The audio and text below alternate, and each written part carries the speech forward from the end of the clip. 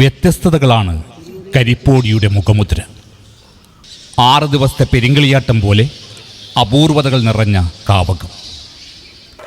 ഇതിൽ എടുത്തു പറയേണ്ടത് മറ്റൊരു മുച്ചിലോടിനും അവകാശപ്പെടാനില്ലാത്ത അപൂർവതയാണ് ചെമ്പുകുടം തുള്ളാത്ത നെയ്യാട്ടം.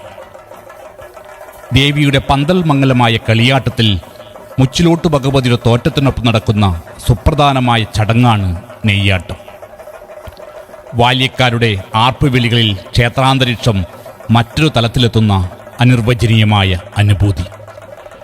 പെരിഞ്ചല്ലൂരിലെ കന്യകയുടെ ആത്മാഹൂതിക്കായി അഗ്നികുണ്ഡത്തിലേക്ക് എണ്ണ പകർന്ന മുച്ചിലോടൻ പടനായർ തിരിച്ച് സ്വഭവനത്തിലെത്തിയപ്പോൾ കണ്ടത് ഒഴിഞ്ഞ തുത്തിക നിറഞ്ഞു തുളുമ്പുന്നതാണ്.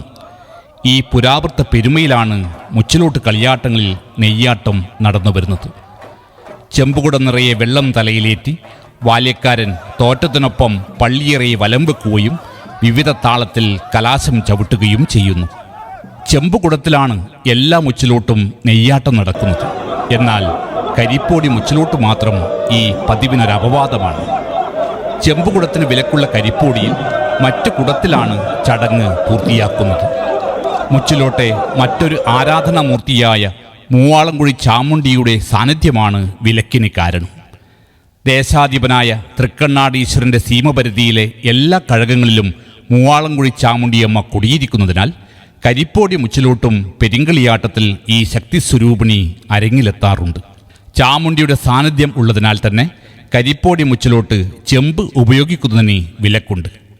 ഒരിക്കൽ ക്ഷേത്ര നവീകരണവുമായി ബന്ധപ്പെട്ട് പ്രധാന പള്ളിയറയ്ക്ക് ചെമ്പടിച്ചപ്പോൾ മൂവാളംകുഴി ചാമുണ്ടിയമ്മ കോപിക്കുകയും പല വിധത്തിലുള്ള ആഭ്യന്തര കലാപങ്ങളും വ്യവഹാരങ്ങളും ഉണ്ടാവുകയും ക്ഷേത്രം തന്നെ പൂട്ടിപ്പോവുകയും ചെയ്തിരുന്നു.